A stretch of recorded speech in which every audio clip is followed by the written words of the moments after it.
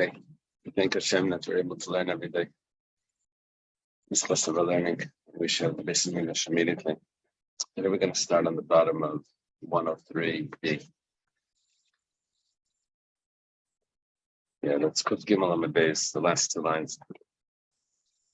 Tanya was taught in the Brisa Rebbe Mutal B'tzipayri, Muchan like the Beisharim. Mutal means that he lay ill. Rebbe was ill, laying ill in Tzipayri, but his burial place, that was prepared for him, was in Beisharim. I didn't see a map, so I don't know. Does he have a map over there?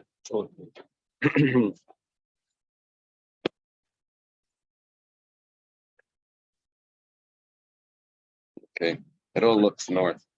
It's in the lower Galilee. Yeah.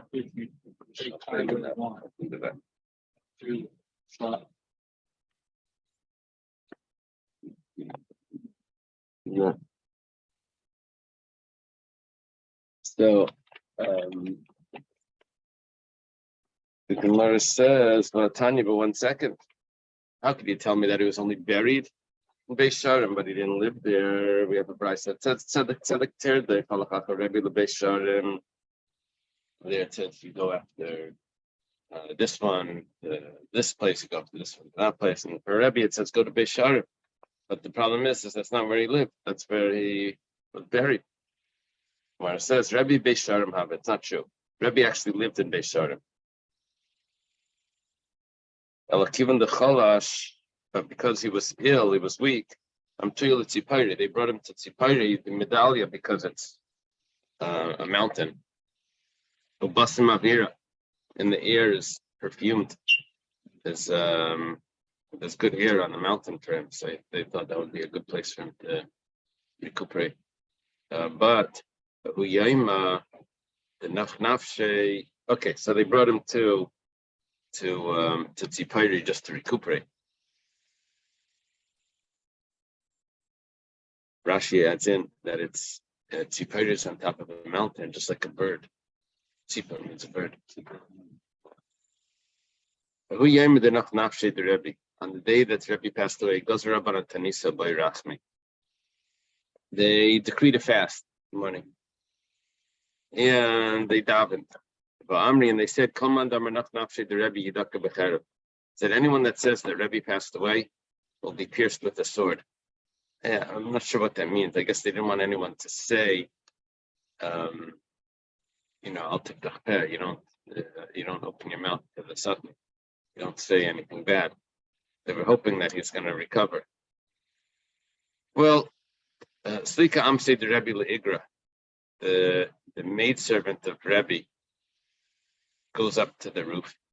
Amra, and she says like this, the higher worlds are asking for Rebbe. And the lower world is asking for Rebbe. It should be the will of Hashem that the lower world should subdue the upper world and should win. But given the Chazai, in the Ayah of Beisakise, V'cholatz Tefillin Amanachlu V'kametzdar, but then she saw what suffering he was in, because Rebbe wore tefillin all day, but he would go to the bathroom because remember we said that stomach ailments was the way tzaddikim passed away. So you can't wear tefillin when you go to the bathroom. So he'd have to take off his tefillin, put them on, take them. It's going back and forth because every time he went to the bathroom. So Amra, she says, should be the will of Hashem that the upper world should win over the lower world.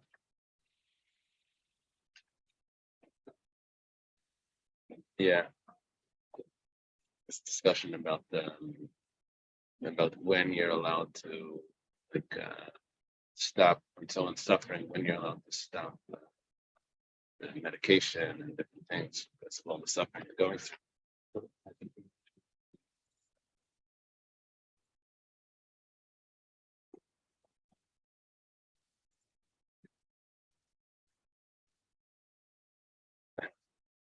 Where did we have that yesterday? No, but yesterday we had something else, right?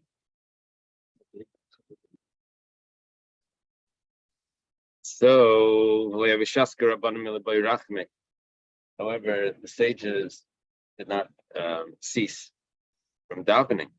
They wanted Rebbe to stay alive. So Shakla Kuza, she took this jug of some sort, Shadya Mi'igral, and she threw it from the roof to the ground. She was on the roof the whole time, so she saw Rebbe taking off his tefillin and from the rooftop. That's what it sounds like. Well, Shtiku Mirachame, they stopped davening for that moment when they heard the shatter. V'nachnafshi the Rebbe, and then Rebbe passed away because they were holding Rebbe alive with their prayers. Amrulay Rabbanan la Bar Kapara, the rabbis told to Bar Kapara, Zil Ayin, go and see what's going on. He sees that Rebbe passed away. Kari Lavusha, he tore his clothes, Vahadri la Kari la Kari, and then he turned his gown around so people wouldn't see the tear. Pasach v'Amar, he comes out and he gives a eulogy. He says, Arelim u'metzukim achsubar nakedesh. Arelim are the angels and metzukim are the righteous people. They're grabbing onto the ark. And Natschu Arelim as metzukim, the angels won over the tzaddikim. Benashbar nakedesh, and the Bar Nakedesh was taken captive. I think it's quoting what happened over there by the when the Aran was taken captive. Amalei, and where was that? In Shmuel at the beginning. He went to battle. Amalei Nach Nafshe. They asked him, Nach Nafshe, did Rebbe pass away? Amalahu, he said to them, Atun Kamri Sanola Kamina. That's you said that, I didn't say that. Remember before, no one was supposed to say that Rebbe passed away. Shaspis Pitirasi Shel Rebbe, when Rebbe was passing, Zakapetzer Eser at space of Klapi Mila. He put his 10 fingers upwards. He said, Rabbeinu Shalom, Master of the world, Goli V'yadu Lepanecha, revealed before you, Sheyagati Beser at space of Torah. I toiled with my 10 fingers in Torah. What does that mean? But I didn't have enjoyment even one finger. Now Rashi has the word I didn't have enjoyment from this world, even one finger. The Gemara doesn't say that. Yiratzim al-panecha should be the will of Hashem, that there should be peace in my resting. Okay, where was the Gemara that says that he had, even though he had radishes in the wrong season, but nevertheless he still didn't. That was in Bava Metzia.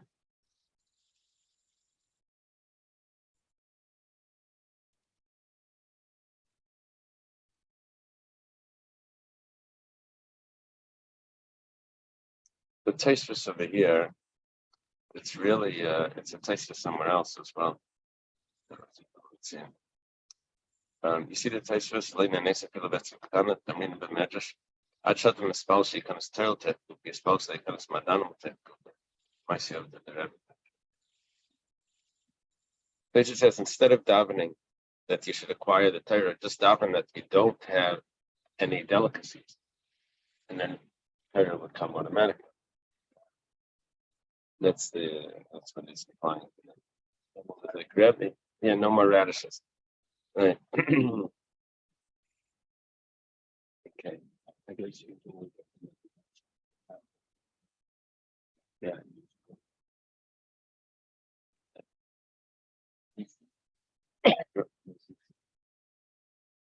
Years ago it was pizza, today it's sushi. Weren't the radishes for covered Shabbos? Yeah. Not his own covered. Yeah, maybe that's the pshat. They used to have in Europe, they would have black radish. You eat this black radish with Friday night. Something special. I think I've seen it in the store. I don't know. Anyway, it's the older generation. You ask them about it. It's a black radish. That was like something for Shabbos. Yotzitz Baskal, a voice comes out from heaven. V'amra Yavei Shalom Yenuchu Al Mishkavaisim. Quotes a pasuk from Yeshaya. He will come in peace.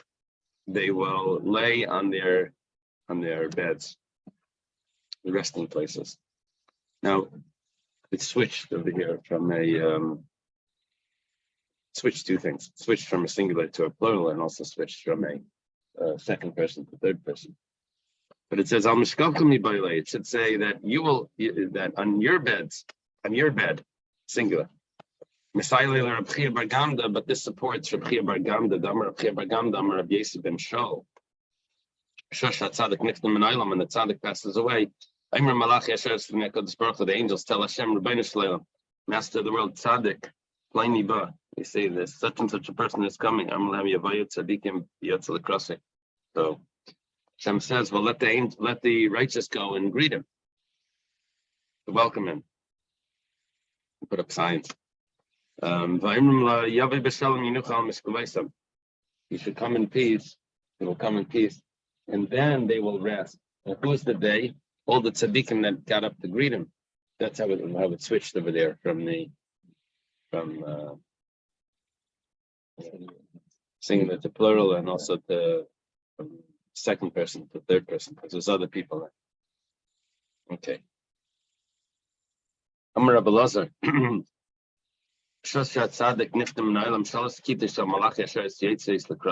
There's three groups of angels that go out to greet him. Should come in peace. One group says. Other one says he should go directly to where he's going to be resting. And to come in peace, and they will rest on the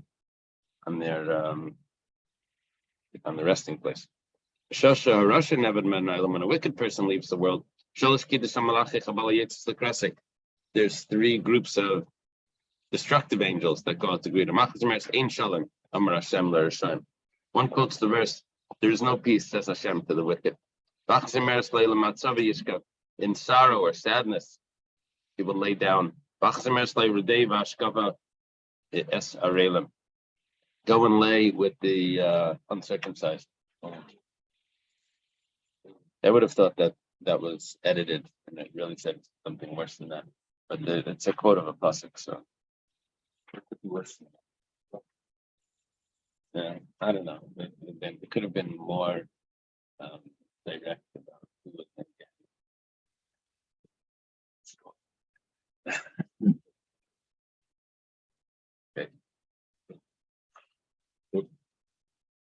Okay, we're about to start a Mishnah.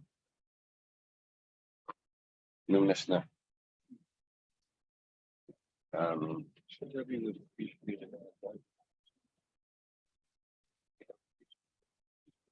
Right.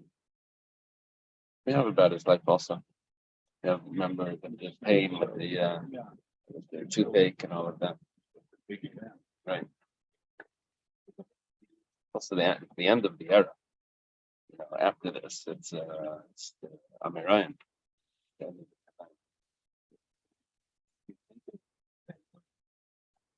Yeah, for the world to come. Oh, yeah, right.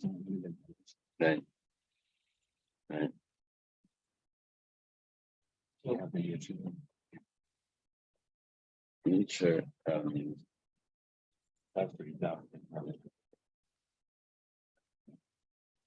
It does.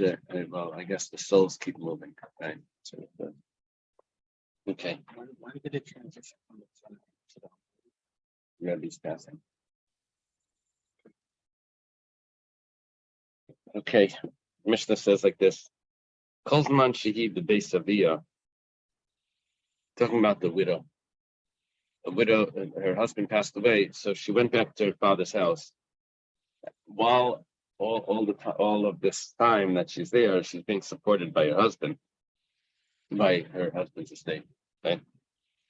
And but she can always come in and say, "Well, I want the ksuba." She can always, even though she's been supported for many years, she can say that she wants the ksuba. Kozman she did base Vaila, if she's living in the husband's house, I mean on the estate itself, then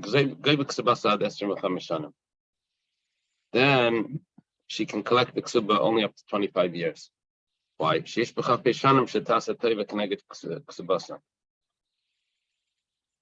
the fact that she's living there means that she has access to the property, and it's probable that she's been giving out little things, because part of the nature is that you have to lend and borrow and lend and things, and you give and you don't get back. And so a neighbor knocks on the door, do you have any of this?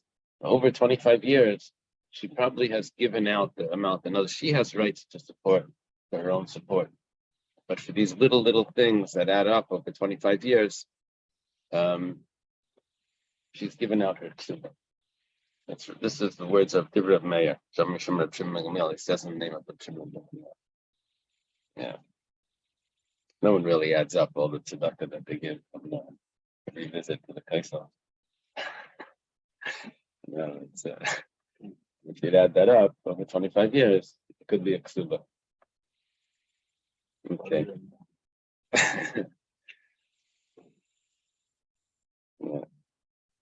But Chachamim Meimrim, Kozman Shiva Beis Vaila, gave a ksubasa la'ilam. But Chachamim say it's exactly the opposite. If she's in her husband's house on the estate, then she can always collect the ksuba. Kozman Shiva Beis Avia, gave a ksubasa adesrim v'chamishanim. The opposite. If she's living in her father's house, then she only has 25 years to collect the ksuba. Now, the Chachamim's view is different than Rabbi Meir. Rabbi Meir's view was that she's using up her ksuba by giving out these little things, little gifts and things to neighbors and stuff. The Chachamim's view is that she forgave the ksuba because she didn't say anything about it for 25 years. Now, why is that only if she's in her father's house? Not if why can she always collect if she's living at the husband's house in the estate? No, so they're not. It's the opposite. When Reb Meir's view was, if she's living on the estate, she has only 25 years to collect. After that, she forfeits it. And the Chacham's view is, if she's living on the estate, she can always collect. And if she's living at her parents' house, then she only has 25 years. So what the Chachamim are saying is that the 25 years is that if you didn't collect it over 25 years, probably because you forgave it. Now, why, if you're living on the estate, did you not forgive it? Well, we have no proof from the fact that you didn't claim it, that you really forgave it. Maybe the fact that you didn't claim it is because they're being so kind to you that you didn't know how to go and ask, can I please have the ksuba, when they're supporting you the whole time? Okay. So it's a different logic that's going into this. Mesa, she passes away. The inheritors have also 25 years.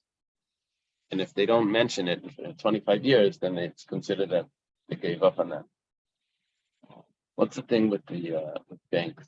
You have an account that hasn't been then what happens to it? Can you ever get it back? No. It's not like it's lost. Over here, it's sort of it's being like. Go there and down.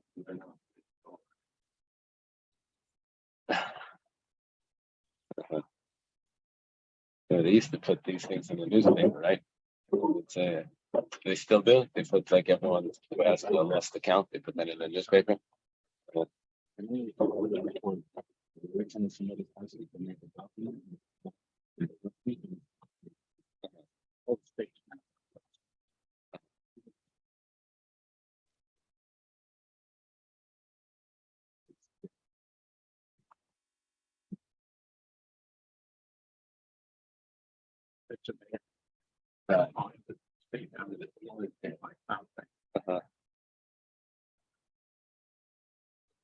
Wow. The Amalei Abayla of Yosef. Abaya says to Rabbi Yosef, Ania, Abaya is a student of Rabbi Yosef. Aniyah Shabi Yisrael Adesim V'Chamishanim. The poor woman that gave out, what does she give out? She hardly gives out anything, right? What could she give to someone? She gives a little, an egg, a little flour, a little something that the neighbors borrowed. And Marta Baspaitis, that's a figure like Rockefeller. It's the wealthiest woman over there. Okay. The Esther Mechamishanim. That's also the same 25 years. Her ksuba, the poor woman, and this woman is also 25 years. Sure she gave out. Well, actually, it's saying her ksuba is probably so much more. So the Gemara says, from Gamla Shechla, according to the camel, is the load. So her ksuba is more, I granted, but she probably gave out more. So it matches.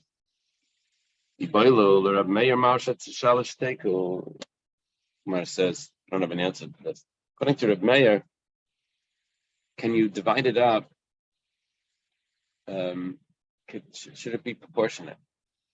Because according to Reb Meir, she's using up her ksuba by giving out these gifts. So should it be that after 5 years she's lost the fifth of her ksuba? 10 years, right? Not right. 2/5, and it would work its way down. Mar says, okay, take it. We don't have an answer for that. The interesting point. The Chum and Maimrim Kolzman, the Chum say that no, that as long as she's in her husband's house, then she can always collect it, because the reason why she didn't ask was because she was ashamed to ask. She didn't have the guts to, but that doesn't mean that she forgave him. Amalei Abayla Rav Yosef, Asay Kaidim Shgias Achama, Goivik Subasa, Lachash Shgias Chama Laigavia, Bagi Porta Filpe. It's 25 years, but it's the 24 years and 364 days right before nightfall. So then she can still claim it. And 5 minutes later, after nightfall, she can't claim it. And did she forgive it in those 5 minutes? Is that what happened? So Amalei Yin says, yes, call me the Scham Kachi. That's the way the sages work. Barbam sa table, Barbam sa chasukut,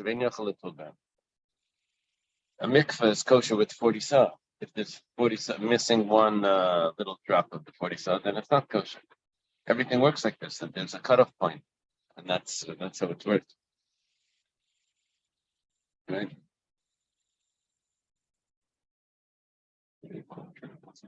Huh? Right. I'm Rav Yidam Read this says in the name of Rav.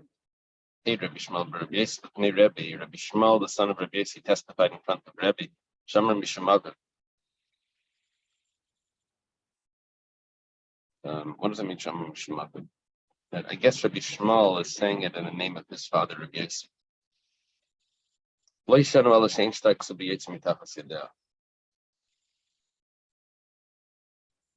When do we say that she forfeits the ksuba after 25 years? That's because she doesn't have the document anymore. She didn't think of claiming it.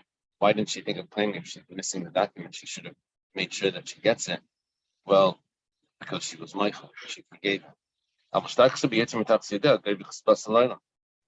if she has the ksuba, then the fact that she didn't claim it doesn't mean that she forfeits it. Doesn't mean that she forfeits it. That she's because she has a document. She didn't forfeit it. She's going to collect it whenever she wants. Right? Okay. Rabbi Lazar says, no, doesn't matter. Even with the document, she still forgave the ksuba.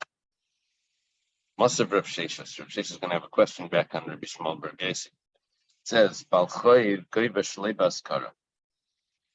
a creditor can collect without ever mentioning that he had that loan, even though he was quiet about it for 25 years, can still show up and collect.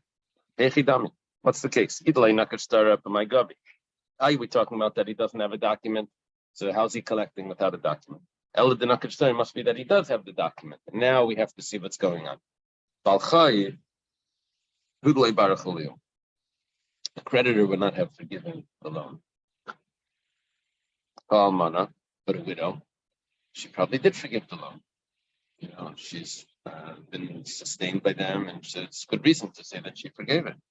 Now, what are we saying? That even though she has a document, we're seeing a contrast between a Balchayev and a creditor and a widow. It's a Kashan Shmuel Bar Gesi. He says that with the document, she wasn't Michael. He was saying with the document, even with the document, she is Michael. So he asked the question, Rav Sheshis, but he also gave the answer. Does Leilam delay Nakich? Not necessarily was there a document there. Could be that the person that he's claiming the debt from, the borrower, agrees that he owes the money. So you were asking, without a document, how does he collect it? It's possible he could collect it, just the person has to be honest. The person was honest, so he can collect. Okay. Rabbi Lai said, we've learned in a brisa that Grusha Hariyo Kabal Chayim. A divorcee is different than a widow. The divorcee is similar to the creditor. Why? Because the widow possibly forgave the ksuba. She's being supported by them. The divorcee is not supported by the state. The divorcee just gets the ksuba and goes. And there's probably some sort of conflict, animosity during that divorce period. It's not like she's going to forgive her husband for anything. She's going to, right? So, okay. So she can collect even after 25 years. The divorcee. Hey, Chidami, what's the case? If she doesn't have a ksuba, how's she collecting? Must be that she has the document. You see, if we're looking for a contrast between a divorcee and a widow, so it's going to be while there's a ksuba, and with the widow, the widow's still gonna forgive, even though there's a ksuba. It's a kashan of Shmuel Bar Biasi. Not necessarily is there a document here. Could be that the people admit, the husband admits that he divorced her, and he's gonna give her the ksuba. Rav Nachman Bar Yitzchak Tzani Rav Yehuda Bar Kaza, Rav Masnisa Debei Bar Kaza. Rav Nachman Bar Yitzchak says that Rav Yehuda Bar Kaza taught in a brisa that was in the house of Bar Kaza. I'm not just familiar with him. Tava Ksubasa. If she claims the ksuba, then the 25 years starts over. Just to make sure that she puts in a claim every 25 years, so that they know that she wasn't my fault. But if she has a document, then she can always collect. Okay, that fits with Rabbi Shmuel Bar Biasi. Shalach le Rav Nachman bar Rav Chisda le Rav Nachman bar Yaakov. Rav Nachman bar Rav Chisda sends a question to Rav Nachman bar Yaakov. I think Rav Nachman bar Yaakov is the Rav Nachman that we're familiar with. I see Rav Nachman. Gemara. Where's Chaim? That's the first Rav Nachman. Usually when it says Rav Nachman, it doesn't give us who his father is. But here, because he's on a plane. He's only landing tonight. Okay. I mentioned Rav Nachman. Okay. So, not impressive. Yeah. They have it Daf Yomi Warriors at 5:30 a.m.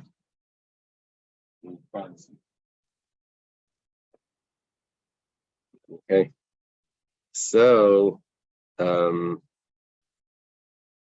Rabbeinu, Rav Nachman bar Rav Chisda sends to Rav Nachman here, Rav Nachman bar Yaakov, which I believe is Rav Nachman. It says like this: Yolamdeinu Rabbeinu, teach us, our master.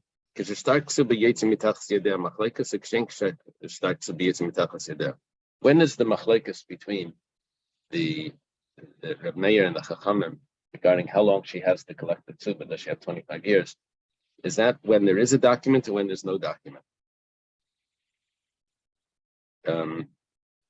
If it's when there's no document, then they would agree that with the document that she can collect forever.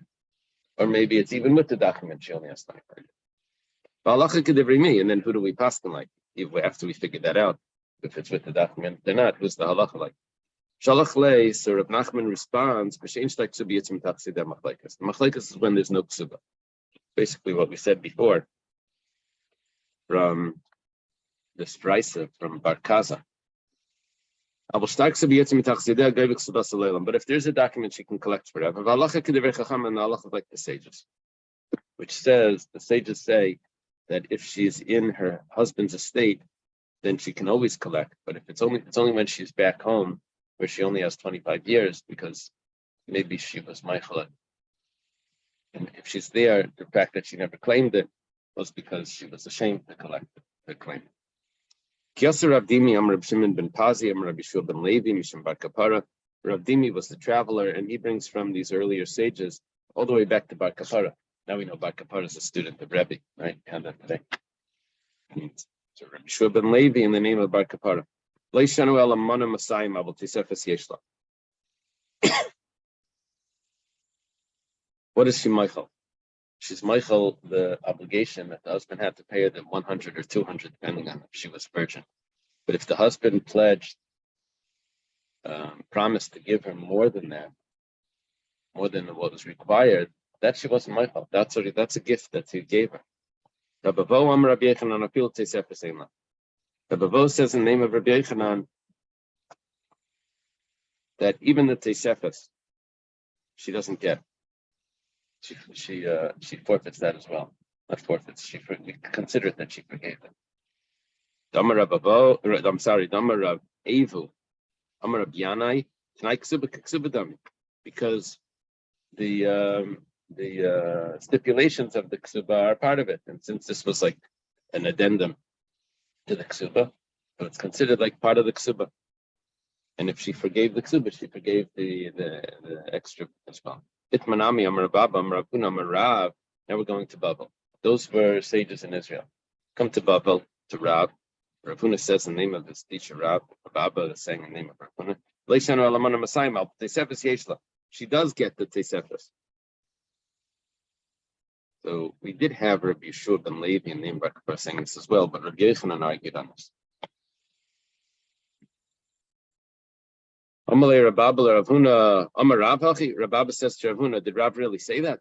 Amalei Ashtikan Kamrit, Ayashkian Kamrit. Are you trying to challenge that, or are you want to give me a drink? That means like, are you happy about that, or are you trying to silence me, or are you saying that that's a great statement? You just said it like in surprise. Did Rav really say that? No, that does it mean that he disagrees, or does he mean that, wow, that's great? Amalei Ashtikan Kamina. He says, no, I wanted to silence you. I disagree. Okay. Chamsei de Rav Chia Aricha intas achvahaven. Rav Chia Aricha, Rav Chia the Tall, was married to, it's not Rav Chia, of course, as you see, the sages that he's associated with.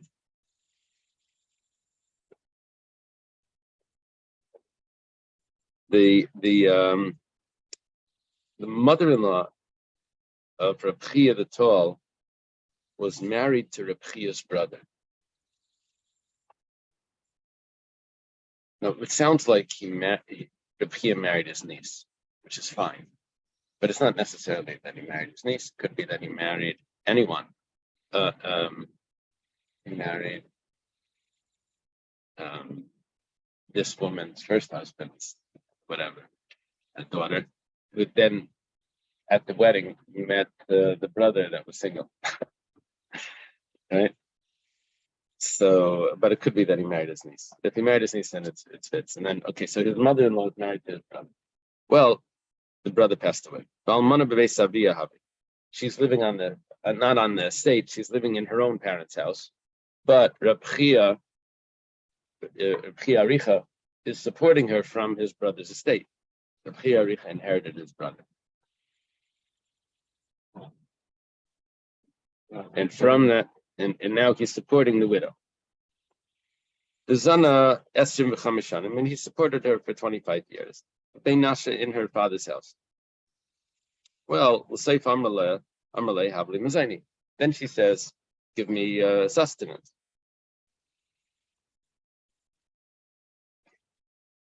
Amrale Lesla Mazaini. Says, I'm not giving you sustenance. You don't deserve it. Why not? Oh, because I thought it was unlimited how long she could. Did we say that there was a limit of 25 years of how long she can live off the at her father's house? How long there was to collect the ksuba? No, but she's getting food the whole time. Michael the ksuba. Oh, that's what he means. If you're Michael the ksuba, it's as if you collected the ksuba. Right? It's as if you took it and gave it back. So then, once she's received the ksuba, then she doesn't have any more sustenance. I guess that's what it means. Well, havli ksuba. So she says, okay, well, give me the ksuba then. Amala, you don't have either.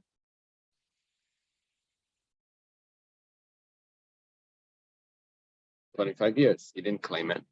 You forgave it. Tavati Ladina Kamed the Rabba Barshila. So she calls him to court in front of Rabba Barshila. Amalei Emily easy. Yeah, you have the word easy again. You told me easy means now, right? Tell me now, Gufadav de Hechavi. What was exactly the story? Amalei, so Reb Chia Aricha says, the Nisa Yestrim B'chamishanim B'veinasha, I supported her 25 years in her father's house. The Chayi Demar, that means like she swears, and by the life of the master, the Bekaspai Amtila, I brought it to her, the food on my shoulders. It's like on a platter. Amalei, time of my Amalei. So he says to him, time my Rabbanon calls man should base by Lagav Expasalam Darminim Shem Ksufu with Laitava. Achnamishim Ksufu with Laitava. Just like when she's in her father's house. I'm sorry, just like when she's in her husband's house. The reason why she doesn't ask for the ksuba is because she's ashamed to make a claim against them. They're supporting her.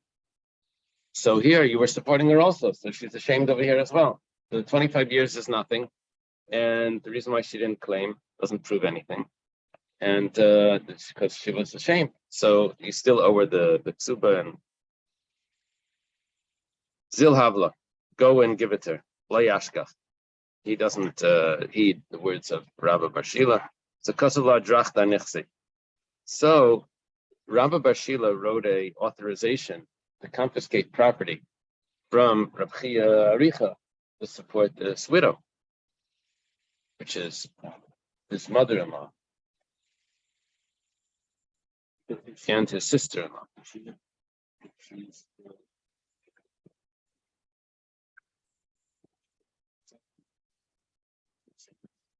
That's what we just learned here. Yeah, we didn't have that before. But according to Reb Meir, she was just given what she had access. She was just given just that food, and then she didn't have access to other things to give away. So that wouldn't count being in the father's house receiving food. But according to the Chachamim, the whole thing has to do with embarrassment and mechila. Being in the father's house is the same thing. Also, Lakami de Rava. So he comes, it sounds like he comes in front of Rava. Amalei Chazimar, Hechidanim, look at how they judged me. Amalei Shapidanach. The Rava says they judged you well. But he's not having a good day. Amralei, she said to him,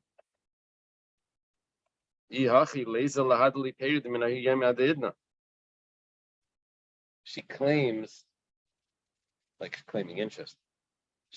Because he didn't give me the property that the authorization was written about, that property had given fruits since the time that the authorization was written until now. I want those fruits as well. This is a real mother-in-law. No, I'm kidding. Yeah, waste the thing. So, Amar La Achvili Adrichte.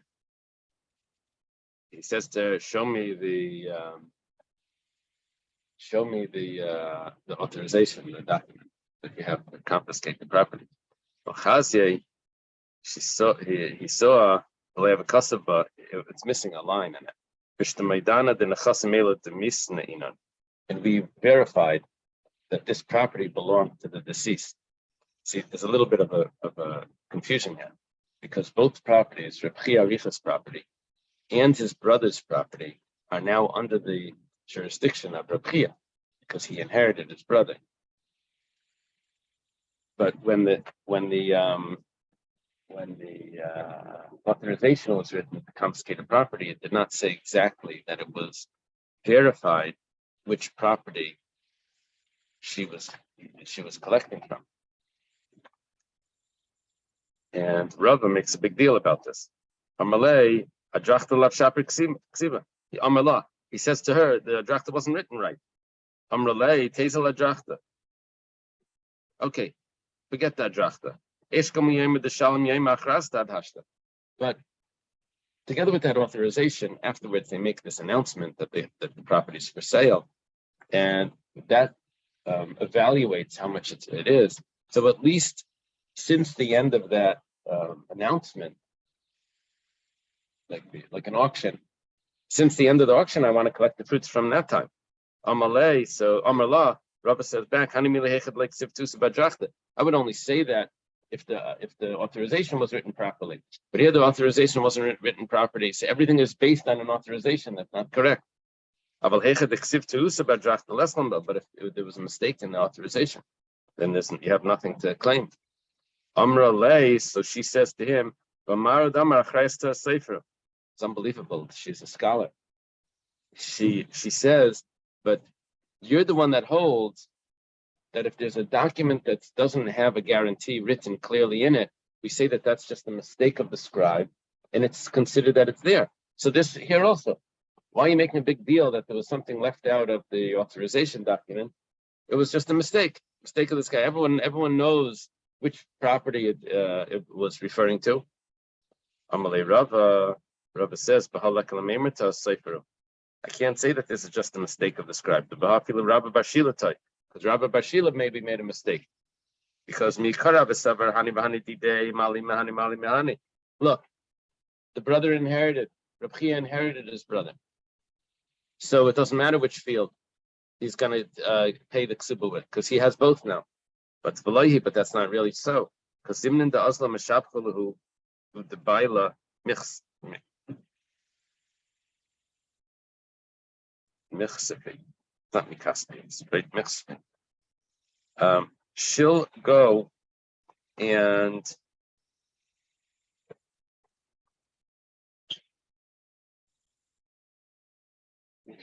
improve the field that she thinks that she's getting from, which possibly is the field of Reb Chia, because that's the one. And it turns out that her husband's original field that she's really supposed to be getting from, she's going to let it lay waste.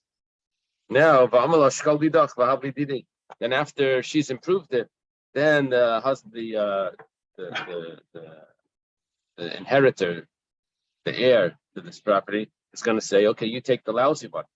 Then the Bezdin's going to say, not the Bezdin, then the people are going to say about the Bezdin that they don't take care of the widows properly.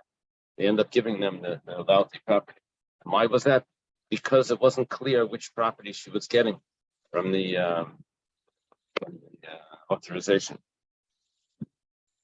Let's go further.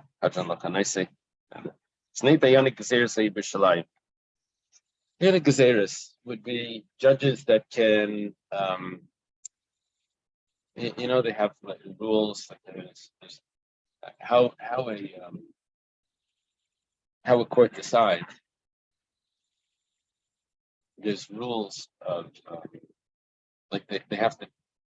The jury can say if they're innocent or not, but then how the punishment goes that goes according to the certain rules that they have to follow. Okay, so the Dayanim Gzeirus are these rules that what punishments are going to be fair for the different crime. So there's two of these judges in Yerushalayim, Admain and Chanan ben Abshalom. Those are the names. Chanan Eimer Shnei Dvarim. Chanan had two rules, and which Rashi tells us the sages disagreed with. And Admain had 7 rules. Admain number Shiva. Well, Mishalach Lamedina Sayam B'Shtitivas Mezaims. Someone that goes on a trip, and he leaves his wife. The wife says, "Okay, I want food from my husband's estate, my husband's property." Where's the husband? He's gone for now. Well, Chananaimer Tishava B'Sayf, Alei Tishava B'Tchila. She only has to swear at the end when she's coming to collect her ksuba, because she hears that the husband died. That's when she has to swear that she never received any payment of this earlier. But B'Tchila, when she was coming to collect the food from the estate, that she doesn't have to swear. That she can collect without an oath. What she's swearing is that we would like to ascertain that there was no allotment of some sort that she has already. Now she's collecting twice. So Hanan says that she only has to swear for the ksuba, not for the food. And Nechleku alav b'nei kayinim gedolim v'amitishav v'tchilo b'say. B'nei kayinim gedolim said that no, she has to swear when she collects food. Maybe he left something and now she's collecting twice. And she also has to swear at the end. Amar Rab Daisa ben Hyrcanus. Daisa ben Hyrcanus says Kidivreim. Paskins like the B'nei Kainim Gedolim. She has to swear twice. Amar, well, at each time, for food and for the ksub. Amar Rab Yechon ben Zakkai, Yafam Rechanan. Late Shavala B'Seis. For Yechon ben Zakkai says no. This is taking place during the Beis Hamikdash. There's Kainim Gedolim here and Yechon ben Zakkai. He says no. Hanan was right that she only has to swear for the ksub, but not for the food. For a minute, the Gemara starts with a question. Shleisha deyana gazela sayu b'Yerushalayim. Admain ben Gadoy v'Chanan Anan ben Gadoy Chanan Mitzri v'Chanan ben Avshalom. There's 3 judges. What are you telling me in the Mishnah? There's only 2 of these judges. It says Kasha Tlasa train. Kasha Gazeres Agazeles. I skipped over that. Shleisha Dayani Gazeles, not Gazeres. There's 3 judges of thievery, that make rules about someone that steals. We had Dayani Gazeres that make decrees, make rules about decrees, which means. And then, so there's 2 questions here. One is 2 versus 3. Other one is it Gazeres or Gazeles? Well, here we have that what was their work? They were making rules about how to punish thieves, like flybys.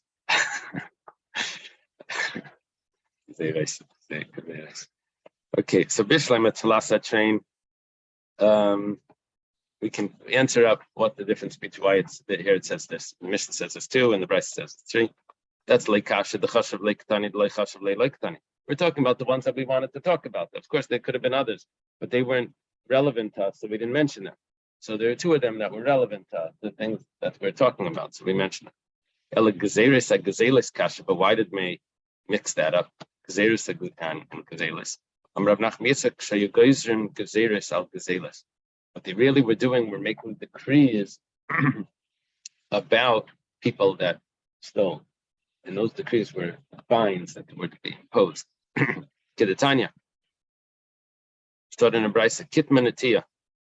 If an animal ate a small sapling, the person put in the effort, plant it, the animal comes and just eats it. This wouldn't be but it have to be someone had to own that animal, because you're going to punish someone. Today would be the gardener went over it. Lawnmower. So there goes that. What's that?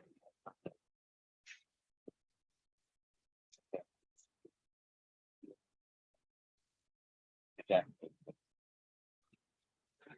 Anyway, Rabbi Yossi Aimer, Geizuk Zesh B'Yishalayim, Aimrim Netia Bas Shnasu Shtei Kesef, Bashtei Shanim Arba Kesef. It depends how old it was. That's how much effort went into it. So if it was 1 year old, then it's 2 coins. If it's 2 years old, then it was 4 coins. It's already more effort that they put for a mini. But we have a question. Shleisha Dayanik Gezer Zei B'Yishalayim Admin V'Chanan B'Nachum. What's the question here?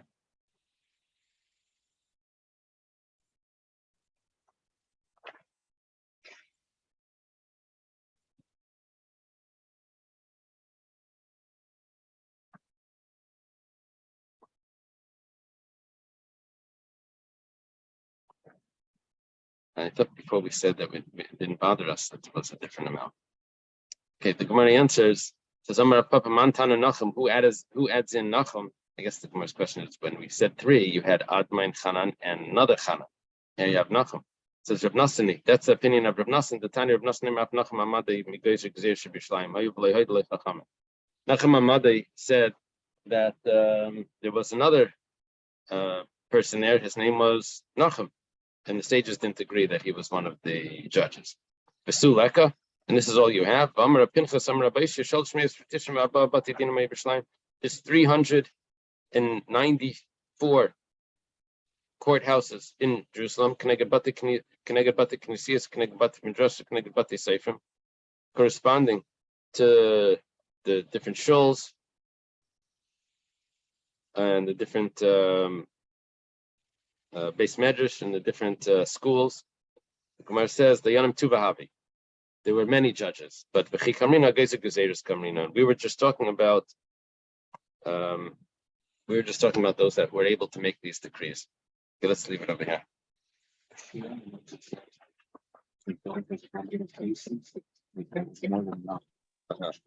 Okay, thank you. Have a good day. Okay, have a good day. Thank you all.